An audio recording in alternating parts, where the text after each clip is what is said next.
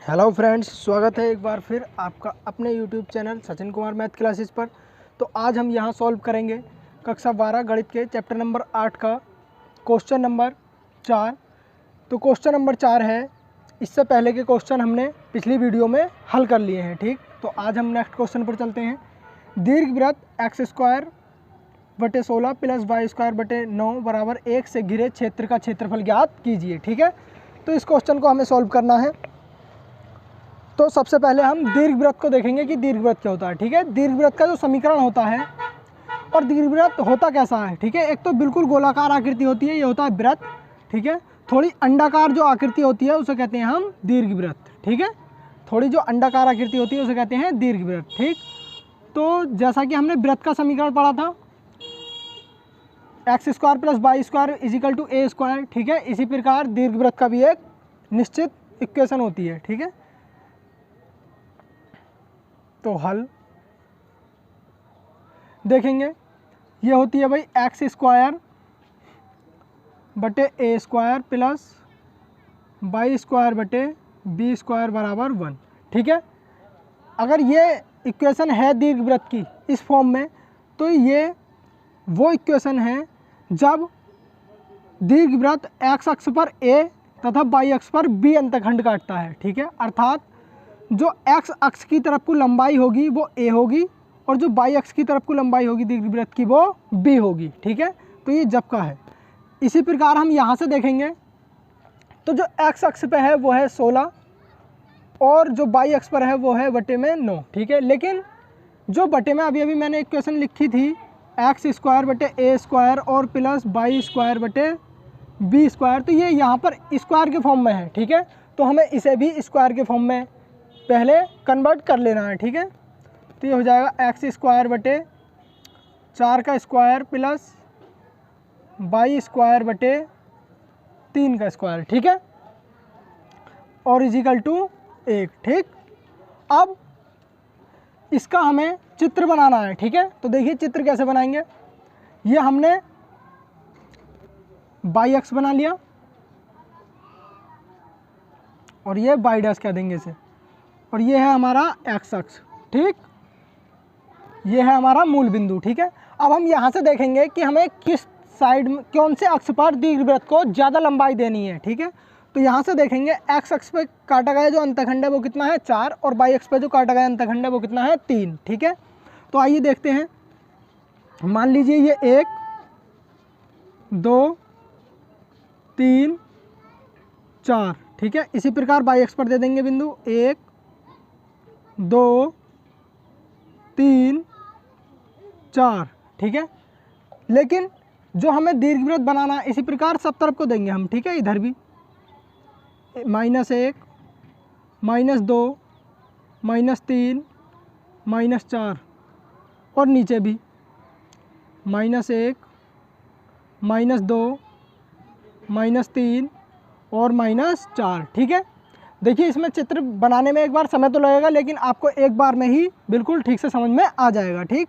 तो देखिए जो x अक्ष पर काटा गया अंतखंड है वो है 4, यानी x अक्ष पे जो दीर्घवृत्त की लंबाई रहने वाली है ऐसे ऐसे वो कितनी रहनी है 4 तक जाना है, ठीक है। इधर भी और इधर भी। और जो y अक्ष पर रहने वाली है लंबाई वो कितनी होगी 3, ठीक है। तो कुछ इस प्रकार का दीर्घवृत्त बन करके ये आएगा,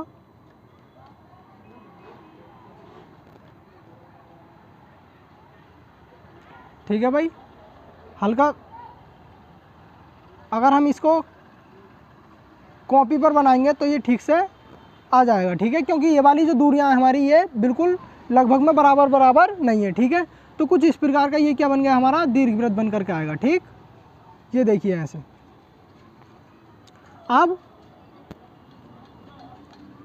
अब उसने पूछा है इस दीर्घवृत्त का क्या ज्ञात करना है हमें क्षेत्रफल, ठीक है। तो इसका क्षेत्रफल ज्ञात करने के लिए ये जो बिंदु था भाई ये 4 था, इसका क्षेत्रफल ज्ञात करने के लिए क्योंकि ये सभी तरफ बराबर बराबर है, ठीक है। चारों पोर्शनों में एक फर्स्ट पोर्शन ये हो गया हमारा, सेकंड पोर्शन ये और थर्ड और ये फोर्थ, ठीक है।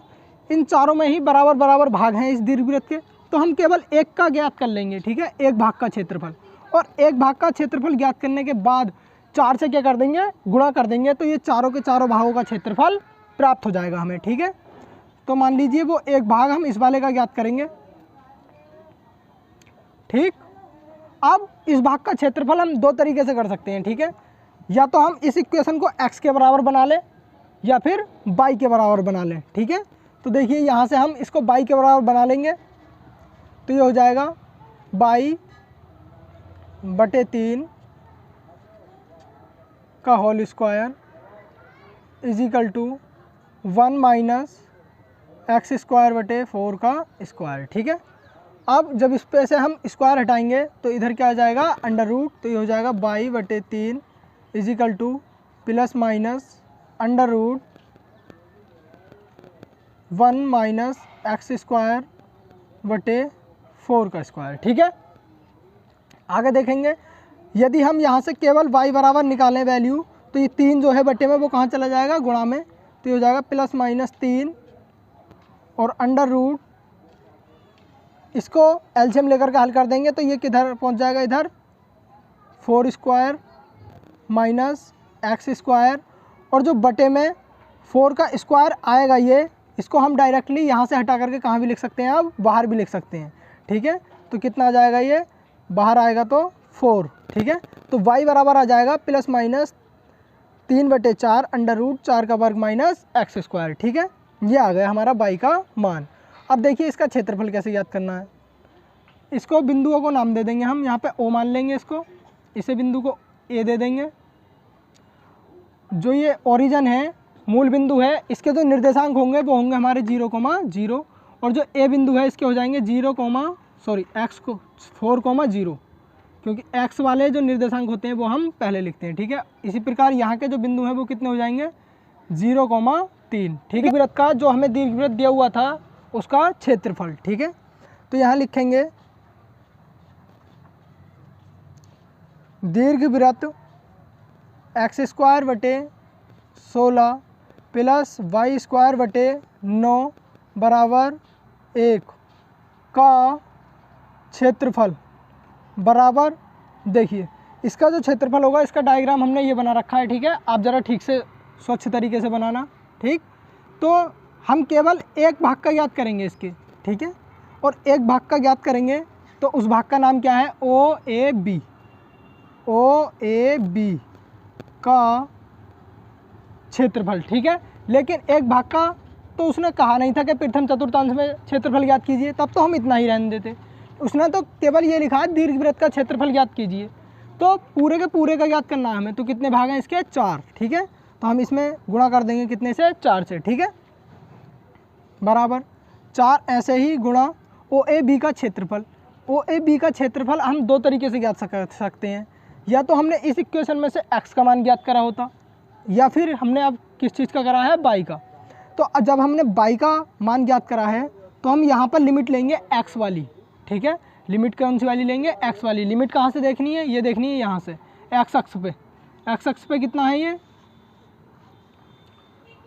x अक्ष पे है 0 से और 4 तक, ठीक। तो ये हो जाएगा 0 से 4 और बाई dx, ठीक। अगर हम यहाँ पर x का मान निकाल लें तो हम यहाँ पर लिखेंगे x इंटू dy, और जो लिमिट है वो किस चीज़ की लगा देंगे, y वाली लगा देंगे, 0 से और 3 तक, ठीक है। तब भी क्षेत्रफल ज्ञात हो जाएगा, ठीक।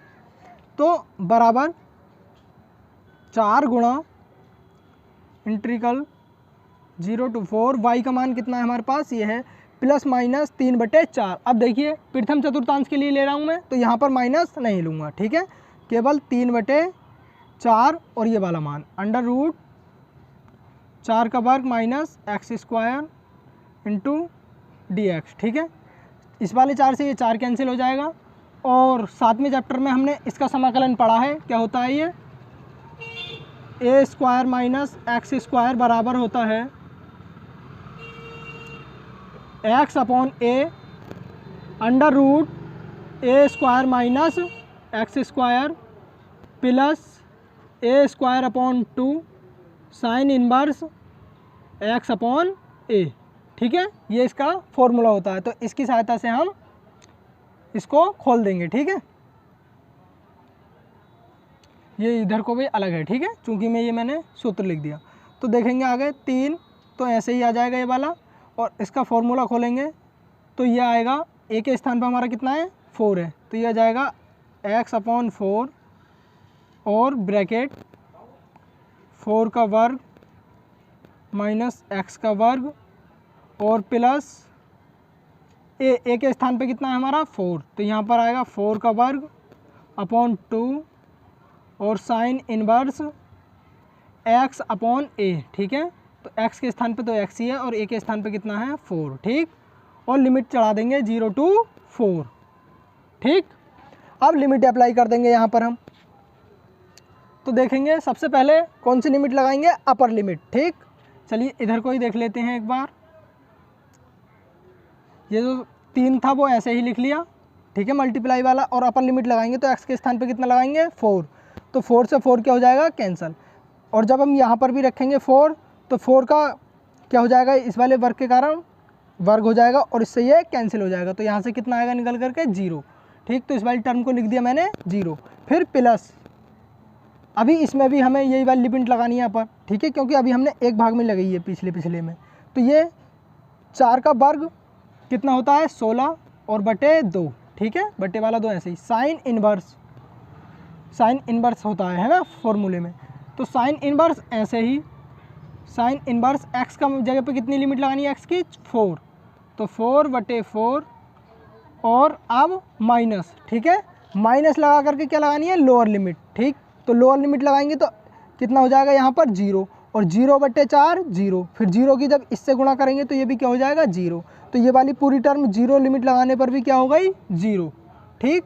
अगली वाली में 0 लिमिट लगा करके देखेंगे तो ये देखेंगे हम कि जब हम यहाँ पर 0 लगाएंगे तो ये सब क्या हो जाएगा 0, तो साइन इनवर्स 0 हो जाएगा। तो ये साइन इनवर्स और 0 साइन में किसका मान होता है साइन 0 का, साइन से साइन कैंसिल हो जाएगा यहाँ पर, तो मान कितना आ जाएगा टोटल 0, ठीक है। यानी इस वाली टर्म का भी मान जब हम लिमिट इसमें 0 लगाएंगे तो कितना हो जाएगा 0, अर्थात यहाँ पर भी हम लिखेंगे 0, ठीक। तो कुल मिलाकर के हमारा जो उत्तर आएगा वो कितना आ जाएगा, 2 से हम इसको डिवाइड कर देंगे 8 बार, ठीक। तो 8 तिया 24 बराबर 24, और देखिए यहाँ से ये 4 से 4 कैंसिल, तो कितना बचेगा 1।